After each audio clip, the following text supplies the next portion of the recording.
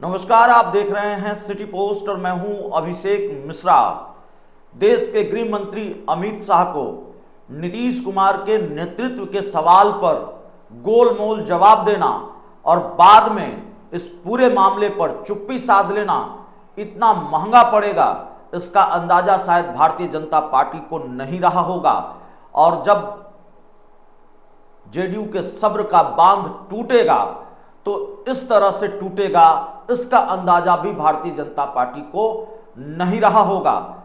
अभी ये चर्चा चल ही रही थी, बिहार के राजनीतिक गलियारों में ये चर्चा आम ही थी कि नीतीश कुमार नाराज हैं।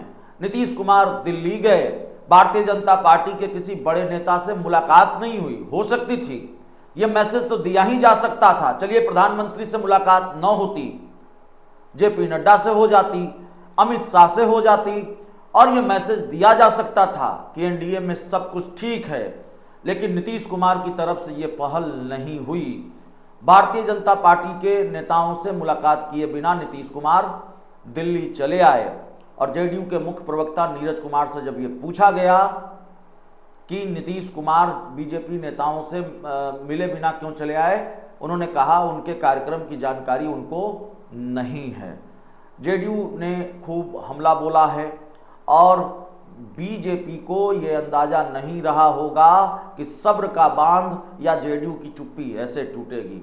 जेडीयू के मुख्य प्रवक्ता नीरज कुमार ने यह कहा है कि नीतीश कुमार दाएं देखते हैं तो चर्चा शुरू हो जाती है, सवाल खड़ा हो जाता है, बाएं देखते हैं तो सवाल खड़ा हो जाता है और मुस्कुरा दे तो सवाल खड़ा हो जाता है और चुप्पी साध ले तो सवाल खड़ा हो जाता है।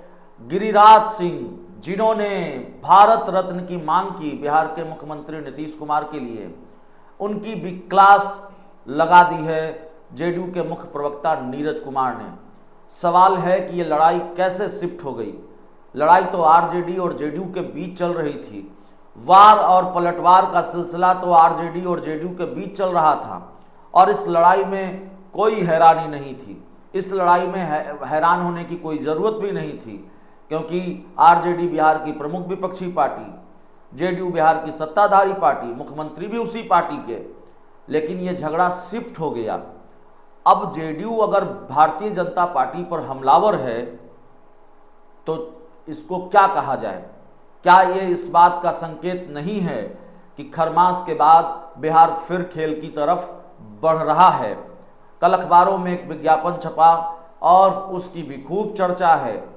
नीतीश कुमार नौकरियों का क्रेडिट ले रहे हैं, विज्ञापन सरकार का, लेकिन बीजेपी का जिक्र नहीं, विज्ञापन सरकार का, एनडीए का भी जिक्र नहीं, मोदी की तस्वीर नहीं, बिहार के दोनों डिप्टी सीएम की भी तस्वीर नहीं। पूरी तरह से ऐसा लग रहा था नीतीश कुमार की अपनी सरकार है, भारतीय जनता पार्टी सरकार से बाहर हो गई है। तो इसको लेकर भी कांग्रेस का जो बयान आया वो भी आपने सुना। बहुत सारी चीज़ें चल रही हैं एनडीए में और भारतीय जनता पार्टी को ऐसा जवाब जेडीयू की तरफ से मिलेगा जिस तरह का बयान नीरज कुमार ने दिया है, बीजेपी को ये उम्मीद बिल्कुल नहीं रही होगी। और नीरज कुमार के बयान से ये साफ है कि all is not well, NDA में ऑल इज नॉट वेल है, एनडीए में सब कुछ ठीक नहीं है और नीतीश कुमार का पारा फिर कहीं बीजेपी पर गर्म तो नहीं है, यह भी सवाल है। बहुत बहुत धन्यवाद।